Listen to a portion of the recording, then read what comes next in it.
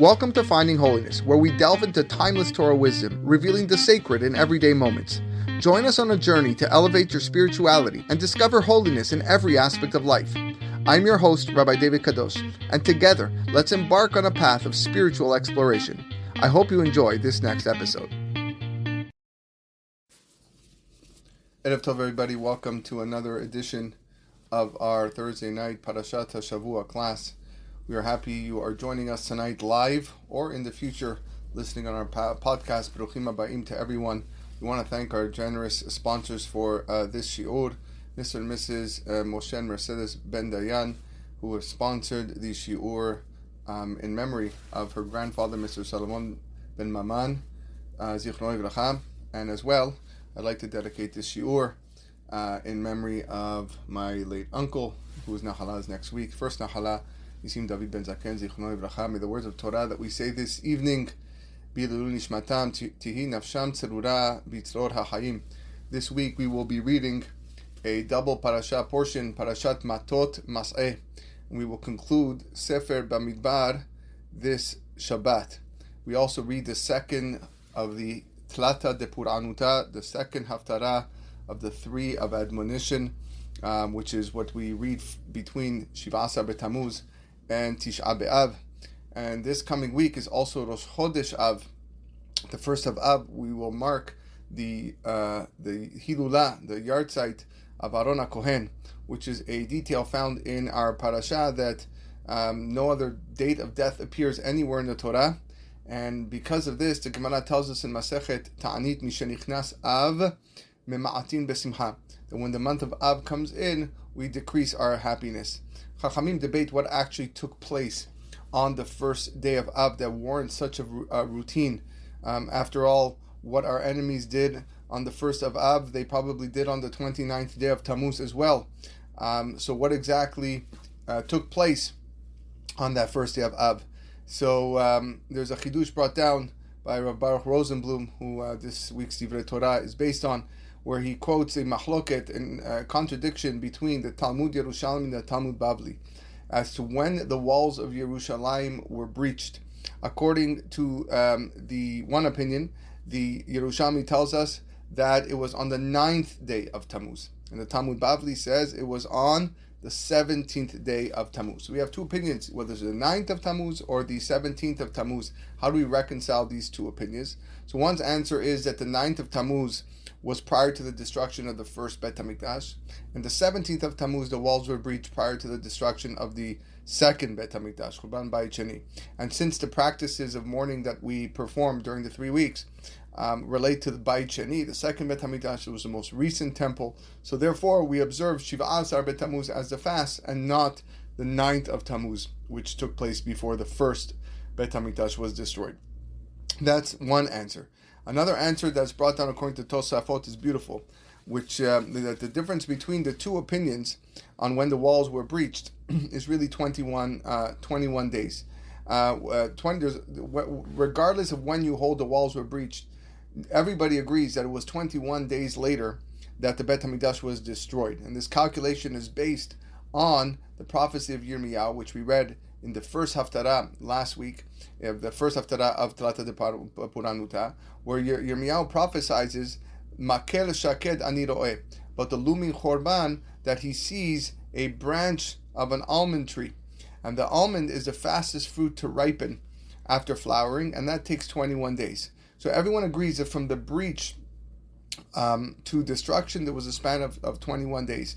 And therefore, according to the opinion that the walls were breached on the 9th of Tammuz, 21 days later, that means the destruction of the Bet HaMikdash took place on Rosh Chodesh Av, on the first day of Av.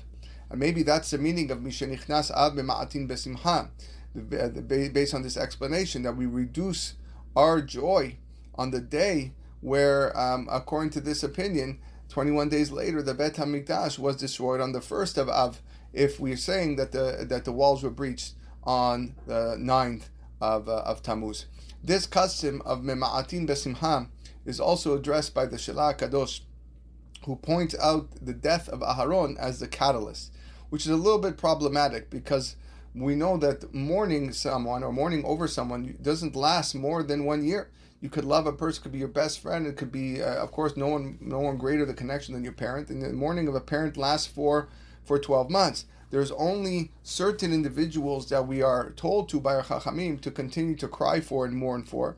One of them is Nadav and Avihu, which we cry and mourn for every Yom Kippur. These were the children of Aharon. Then we have the students of Rabbi Akiva are mourned every year up until Lag BaOmer. And then we have Tzom Gedaliah ben Achikam, who was assassinated on the 3rd of Tishri. Some people say it was on Rosh Hashanah, and we fast on the 3rd of Tishri to commemorate that murder. But generally, after a year passes, we no longer mourn anymore. So if that's the case, how can it be that for Aharon HaKohen we are continuing to mourn 3,000 years later? So it must be alluding to something more than his physical death. It's the answer brought down by the Shelah Kadosh. Something must have happened in parallel with big ramifications. When Aharon HaKohen died, a foundation, a yesod of Churban, foundation for destruction, was laid in the world, unfortunately. The moment that his soul departed, that was a trigger for events that would take place years later. Aharon HaKohen stood for Shalom, Ohev Shalom Verodev Shalom. He was the person who personified what it meant, Ahavat Chinam, unconditional love among Bnei Yisrael. And the elimination of these traits when Aharon HaKohen passed away led to the primary sin for which the Bet HaMikdash, the second Bet HaMikdash, was destroyed, which is Sinat Chinam, baseless hatred. You don't have to look more further than Rashi in last week's parasha.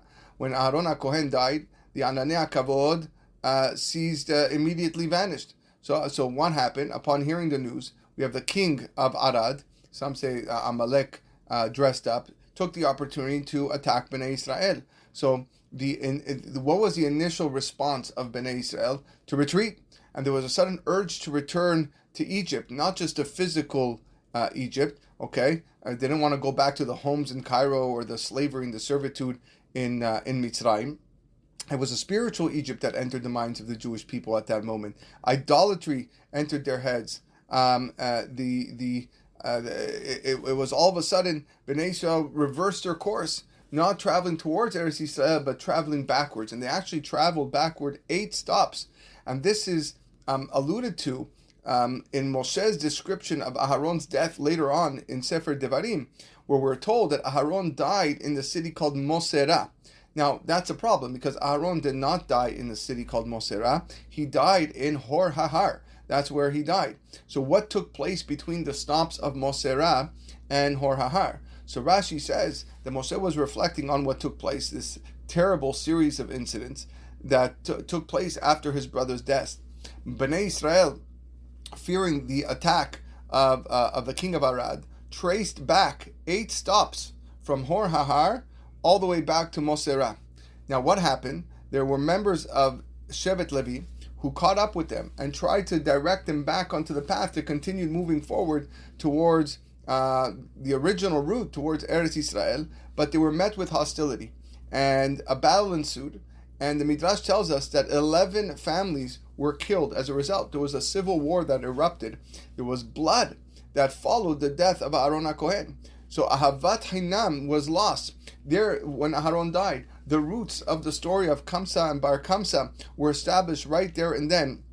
And of course, the trigger for the destruction, Sinat Chinam, the trigger for the destruction of the second Bet HaMikdash, we begin mourning on the day that Aharon died, on the first day of Av. That was the day of Aharon's death. That was the foundation of the Churban that was laid on that day. And the Targum Yonatan ben Uziel says something unbelievable. He says that after the death of those 11 families at the hands of their brothers, Bnei Israel sat in Mosera and they performed a cheshbon hanefesh, a very big soul searching. What was going on? How could one brother go and kill another person? They were started to think, and they reached a conclusion that it was because they didn't eulogize Aharon HaKohen properly. He was a big tzaddik. He was a person that was respected by all, and they didn't deliver a hesped, a eulogy for his death.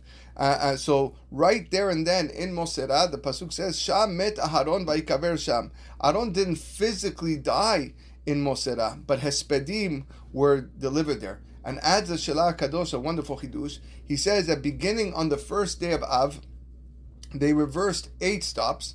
Each day they traveled another journey that they reversed. So the eulogies were being delivered on the 9th of Av. So in the first, they came back. We reduce our, therefore the custom is we reduce our happiness, mema'atim b'simcha, on the first day of Av, because that was a journey towards the 9th of Av began on that day with Aharon's death. Aharon died on the first of Av. They traced back 8 steps. They realized what went wrong, or how could this possibly take place, a civil war among us where 11 families are killed. Realized that it was due to a lack of eulogies, and for every day coming back to the 9th of Av, they would eulogize Aharon.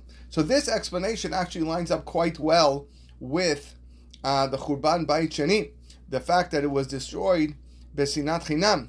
But the idea of reducing our simcha pertains to both Batei Mikdash. The question is, how do we explain Aaron's connection to the destruction of the first Beit HaMikdash?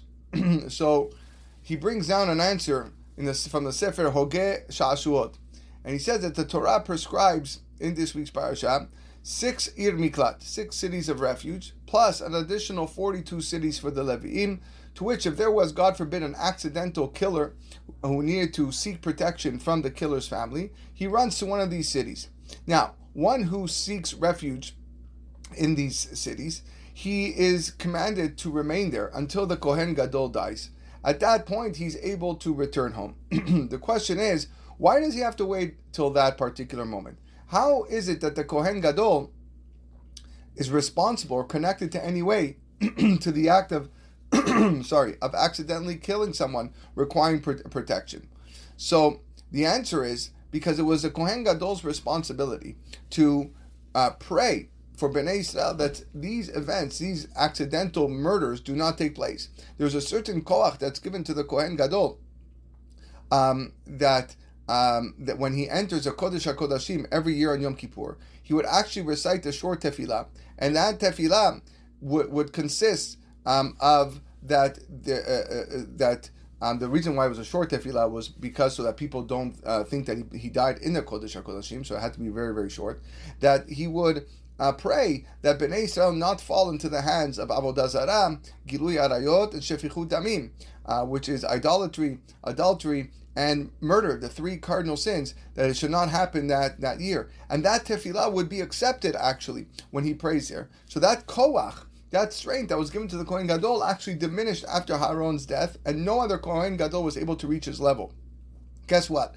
Throughout the 40-year journey in the desert, there was not one single transgression of these 3 cardinal sins. And the reason is because Aaron HaKohen protected the people. And the Meshech Chochmah brings to light an amazing point. That the Torah says, by Aharon's death, Vayivku Bnei Yisrael, Vayivku et Aharon Shaloshim Yom, Kol Bet Yisrael. That the entire Bnei Yisrael wept, cried for 30 days over the death of Aharon. So the question that he asks is, how can that be? How is it possible? How can you say that all of them cried? Were there not a few of them that probably celebrated? Who would celebrate Aaron's death? Those people that were in the Ir Miklat, those people that were in the cities of refuge, that were waiting for the death of the Kohen Gadol so they can go back to their normal lives and return home. Wouldn't they be at least somewhat, a little bit happy? Not happy, of course, death of a tzaddik, but a little bit, feel good that now that they can go back home? So the answer is no. There were none in the desert. It didn't occur because Aaron HaKohen prayed for Bnei Yisrael and he safeguarded them from these sins. But after his death, all of a sudden we see these 3 cardinal sins start to rack up. We see in Shittim, we find incidents of forbidden relationships after Bilam arrived to curse Bnei Yisrael 2 months following Aaron's death. Then you also find the act of idol worship in Baal Peor. And then you have the fighting, which I mentioned just a few minutes ago, the infighting, the civil war, when Bnei Yisrael backtracked, in which 11 families were killed. So there you have the Shefichut Damim. So that actually helps us understand Aharon's death and how it's connected to the destruction of the first Beit HaMikdash, because the first Beit HaMikdash was destroyed due to these 3 cardinal sins. Aharon's death impacted not only Bnei Yisrael and their future, but also HaKadosh Baruch Hu. How is that so? the Chachamim ask, why is it that in Parashat Ekev, when the Torah recounts the death of Aharon, it's juxtaposed to that of the story of the Chet HaEgel, the golden calf, and as well the shattering of the Luchot, where Moshe Rabbeinu broke the Luchot when he saw the Jewish people worshipping the golden calf. So Rashi quotes a midrash, and he writes, "V'samach Moshe tochechazu." The Moshe placed this reproof, leshibur haluchot, after mentioning the breaking of the tablets, lomar, to teach you, shekasha mitatan shesadikim lifnei hakadosh baruch hu kayom shenishtabru bo haluchot. That the death of a righteous, in this case Aharon, is as difficult to HaKadosh Baruch Hu as the day on which the tablets were broken. We're going to get to this part of what does it mean difficult to HaKadosh Baruch Hu, but it's kasher to God that when a tzaddik dies, as if the day that the tablets were broken. Question is, what is the connection between these events? How do we even know that the breaking of the Luchot was something that was difficult? So the Al-Shich HaKadosh actually says, if you look to Parashat Kitisa, there seems to be a superfluous description of the Luchot, where the Torah tells us, Ve'aluchot Masei Elohim hema, the tablets were the work of Hashem, Ve'amichtav Michtav Elohim hu, and the writing was the writing of God, Charut ala Luchot, engraved on the tablets. Now these details are included in the Torah to inform us that HaKadosh Baruch Hu mourned the loss kibiyachol. These Luchot were created on the 6th day of creation prior to Shabbat, Ben HaShemashot, along with other 9 other special elements as brought down in Pirkei Avot, like the mouth of the earth that swallowed Korach, the Bilam's donkey. Okay, if there was something of little value to HaKadosh Baruch Hu, their detail would not be brought up. Lehavdil, imagine if you have a very, very old 30-year-old car that barely runs, okay, and that car gets totaled. You're not going to come home and cry about it. Like, why do I care that my 30-year-old Ford, okay, that can barely move, got totaled? You don't feel so bad if it was only worth probably a few $100. But if you have a brand new BMW, a brand new Tesla that just came off the lot, and then you're riding it and someone smashes into you, you feel bad. You lament. I can't believe this. My shiny new car with all the gadgets and all the toys that come with it, it's something that affects me. So lehavdil, the same logic applies to the Luchot. This was something that was created by Kadosh Baruch Hu himself on the 6th day, right before Shabbat began. This was his precious prized possession that was lost. So there's still a difference, though, between the Luchot and the death of Tzaddikim, given that the latter is a human being and meant to die at some point. So how do the two connect? So the Gemara tells us, Masechet Ruvin, Amar Rabbi, Mai dichtiv charut ala Luchot. What is the meaning where it says engraved upon the tablets? Ilmale lo nishtabru Luchot harishonot. Had the first tablets not been broken, Lo nishtakecha Torah miYisrael. The Torah would have never been forgotten from the Jewish people. That's the first answer of the meaning of Charut HaLuchot. But the second one that I want to focus on. Rav Acha bar Yaakov Amar, En kol uma velashon sholetet bahem. Meaning, had the tablets not been broken, no nation or tongue would ever have ruled over Bnei Yisrael. Shnei Amar, Charut means engraved. Al tikra charut ela cherut. Don't read it as engraved, but read it as freedom. How do we know that no nation or foreign ruler would overtake Bnei Yisrael? From the time of Har Sinai and onward, there were actually no foreign nations in sight. The first occurrence that Bnei Yisrael came face to face against any other nation was only after the Ananei Kavod had vanished. Before that, these clouds of glory were constantly surrounding Bnei Yisrael, and that served as a protective barrier between them and other nations.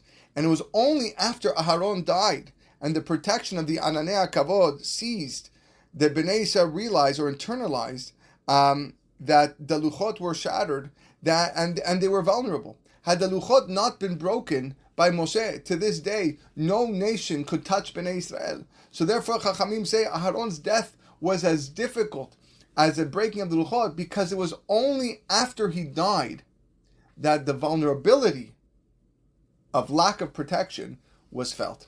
What does it mean that this was difficult? To sidetrack a little bit. It was difficult for HaKadosh Baruch Hu. What does it mean something to be difficult for God? Nothing is hard for him. Yet we see in numerous places that Hashem compare that Hashem says, or based in the Gemara, that certain things are difficult for God. One example is that the earning a livelihood is as difficult Hashem splitting the sea.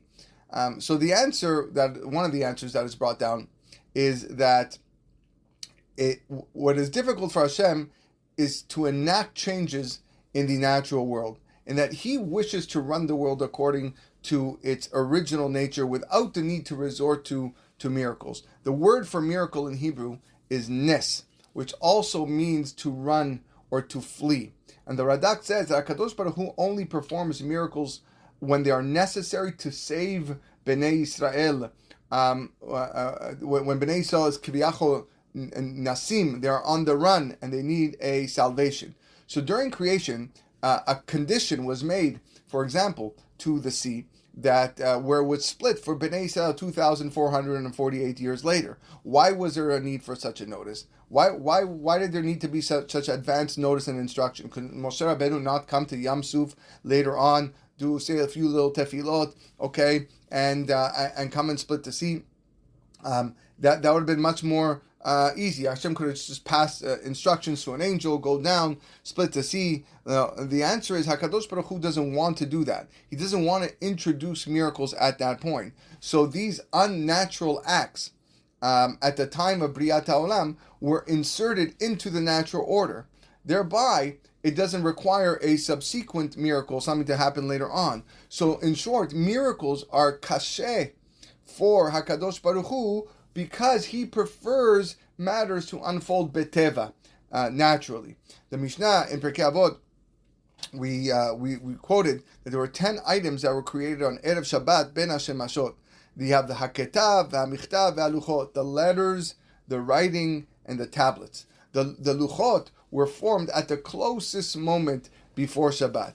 Now, is there any imaginable situation where you can ponder for one moment that these holy items would be broken? Is it even feasible for these slabs of sapphire to be shattered in many pieces? These were divine. These are the holiest objects ever created. Could never be destroyed. And Moshe Rabbeinu did that. He took them and he threw them when he saw the sin of the Chet HaEgel. And you would think that Hashem would cry. You would think that Hashem would lament. But that's not what Hashem says. Hashem says, Yashar kochacha sheshibarta, chazaku baruch.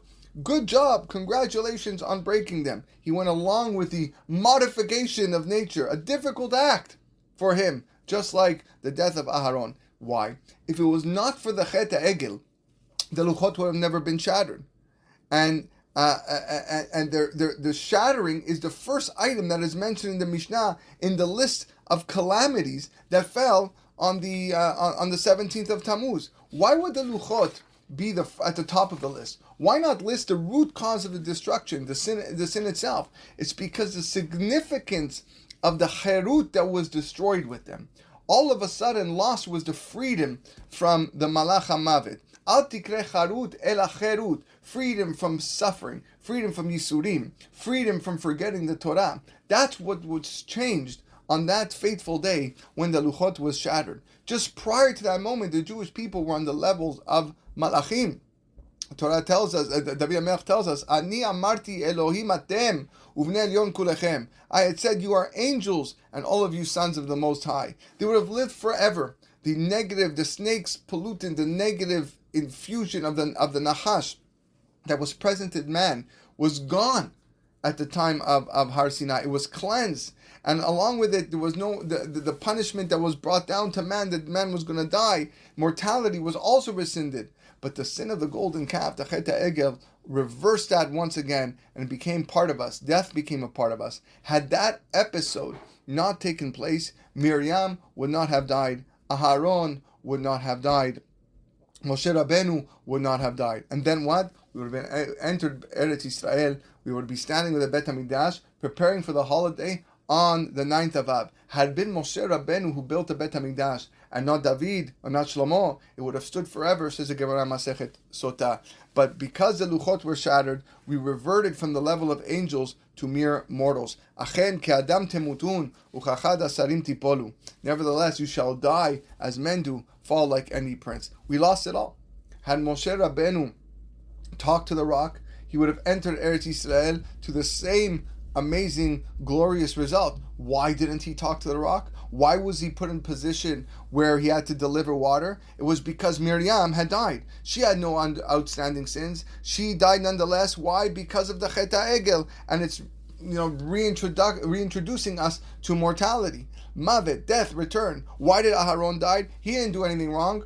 He had no outstanding sins. Aharon died because the luchot were shattered, and Mavet returned. That was the new way of life. The death of the righteous is as difficult before Hashem. Like the day in which the tablets were broken. The breaking of the luchot brought in the Malach HaMavet back. HaKadosh Baruch Hu's difficulty in allowing the luchot to be broken was equaled to his difficulty in seeing the ramifications of these three pillars, these three shepherds, Moshe, Aharon, and Miriam, having to die in the desert. I want to conclude with the following idea, a very big idea, that speaks about the 42 journeys. The death of Aharon HaKohen was one of the Masaot, was one of the journeys listed in the Torah on the way to Eretz Yisrael. We will read, Bezrat Hashem, this week, 42 of these journeys at the start of Parashat Masei. Rashi HaKadosh tells us that, by the way, Rashi's Hilula is all the 29th of Tammuz, one day before Rosh Chodesh Av. And he asks, why does the Torah feel it necessary to list all 42 stages of this journey? It's important for us to recap all the locations mentioned where Bnei Israel were already there. You take proper notes. You start in Sefer Shemot, and you just take proper notes, and you can find these 42 things. So these 42 places. So he gives a couple answers. The first answer is to inform us of Chasadav Shel Makom, the loving kindness of HaKadosh Baruch Hu. And although he had decreed to make the Jewish people wander in the desert, don't think that we moved around from place to place constantly without rest. 14 stages, 14 of the stages between Mitzrayim, Egypt, and Har Sinai took place during the first 7 weeks. And 8 of the stages, we said, was backtracking. So it turns out, as Rashi says, over the course of 38 years, following the sin of the spies, they picked up and moved only 20 times. That was it. 38 years, pick up 20 times. So Chasadav Shel Makom, we weren't just picking up and moving every week or 2 weeks. It was 20 times over 38 years. Now, Rashi adds a second answer, and based on the Midrash Tanchuma. And he says, Mashal lemelech shaya beno chole. We can compare this to a king who had a very sick son. And he took a long path, a great distance to cure him. When he cured and they were coming back, the father began to enumerate all the stages, all the stops that they took. Amar lo, kan yashanu, here's where we slept. Kan hokarnu, here we caught cold. Kan chashashta toshecha, here you had a headache, so on and so forth. So they passed many stations on the way, and each one was memorable. Like, you take a worldwide trip across the world, and you tell your son, don't you remember over here you got sick, you had the flu. Over here, you broke your leg. Over here you broke your finger. There you were exhausted. We had to run for the train. And so therefore, that was this is what it was. The same thing with us in the 42 places getting to the promised land. We had to go through all these challenges. Matan Torah, you were sleeping. Okay, Amalek. Okay, you caught a cold. Asher karecha baderech. You had a headache. In other words, you complained that you want to go to Egypt. Okay, all these challenges and complaints that we had on the way to Eretz Yisrael. So therefore, I'm listing the 42. So what's the obvious question? The obvious question is, when you take your child or your spouse on a stroll down memory lane and you're trying to recall all the trips that you had, why are you listing off places of pain? Why are you listing off places of trouble? Do you always start your memories with, do you remember that place where we fought for 3 days? Do you remember that place where we lost our money, where we got pickpocketed, or we got in that car accident, or our house almost burned down? Why not focus on the positives? Why not focus on the smiles and the things that make us want to smile, our memories that are good and happy? Of course, that's what we do. So this recap is, as Bnei Yisrael are about to enter Eretz Yisrael, why is it filled with negatives? Why is the king recounting to his son all the dispute and the dissent and the disloyalty that he was responsible for? HaKadosh Baruch Hu reminds the Jewish people of Korach's rebellion and the plague that came, the revolts against Moshe and Aharon, the allegiance to the spies who spoke Lashon Hara. Why? Why weren't these sins in the past already forgotten already? There must be some reasons for it, and I'm going to share one of them with you. And one idea that is hinted in Sefer Avodat Yisrael, our Sefer Torah, when you look at the page of a Sefer Torah, it has 42 lines. That's generally the custom. It has 42 lines. HaKadosh Baruch Hu has a name of 42 letters. Shem Membet, he has multiple names. One of them is Shem Membet. And Bnei Yisrael elevated themselves through a journey of 42 Masaot, 42 stops. And we are taught, Oraita vekucha berichu veYisrael chadhu. The Torah, HaKadosh Baruch Hu, and Yisrael are all one. They all revolve among the notion of 42. There's a significant reason why HaKadosh Baruch Hu wrote out the journey in 42 stages, and why particularly these stages that were filled with damaging, painful experiences. The Malbim says that the reason why Hashem led Bnei Yisrael through the desert 40 years straight without bringing them into Eretz Yisrael was because they were deeply immersed in the impurity of Egypt. They couldn't purify themselves from it, as clearly seen in the many times that they stumbled in the desert. So for 40 years he subjected them to various trials and tribulations. He refined them so that they were able to exchange their dirty garments for pure, clean clothing. HaKadosh Baruch Hu directed them like a doctor who is directing a person who lives in the hottest part of the world and plans to move to a much colder climate. And therefore, you can't just take the person and throw him into northern Canada when he lives in Ecuador or he lives in Chile.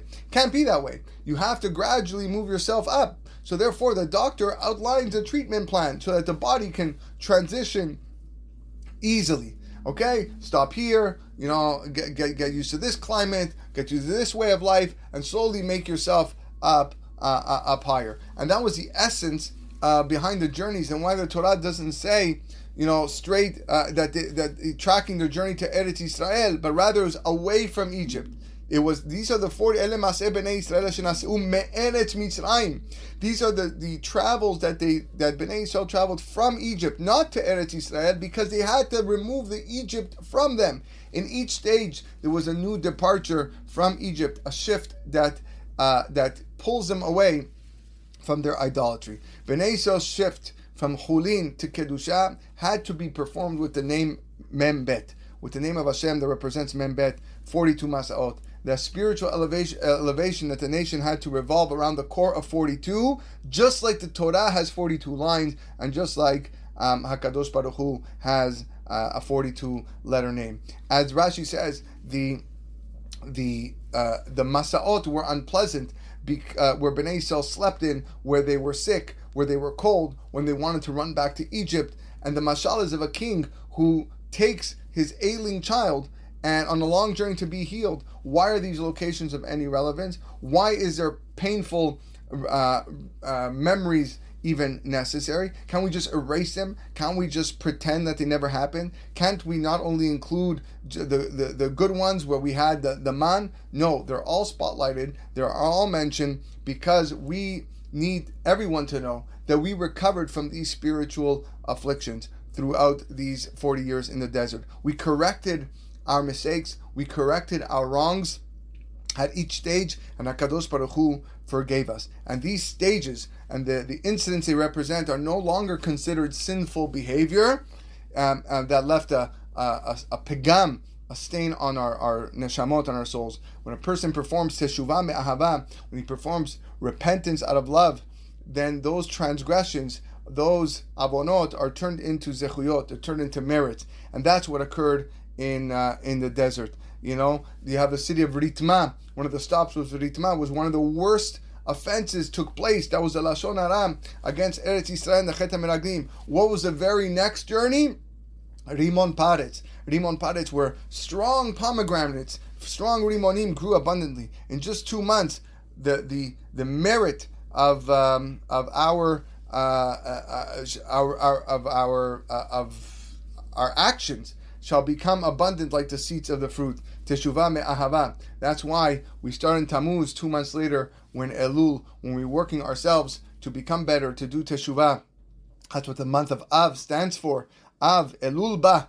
Aleph Bet is Elul Ba, because the month of teshuvah immediately follows. Bezrat Hashem, may this be the end, the last of our mourning during this month. May we take the zechut of Aharon to become better people, Aaron HaKohen, to become more loving people, more kind people, so that the HaKadosh Baruch Hu should once and for all remove death from the world, Bila Mavet LaNetzach. He should remove destruction, he should remove calamity and all awful things through the fact that we do teshuvah, that we recognize our mistakes, we fix our mistakes, and that journey, that ultimate travel from the deepest of the low, from the deepest of the impurity, towards Eretz Yisrael, the highest level of Kedusha, Yisrael, Torah, Yisrael, Kucha Birichu Chadhu, where it's all one, we're all one under the 42-letter name, Bezrat Hashem Bizocheh, to enter Eretz Yisrael with the coming of Mashiach and the rebuilding of the third Beit HaMikdash, B'mina B'yameinu, Amen, Ken Yehi Ratzon. Thank you everyone for joining.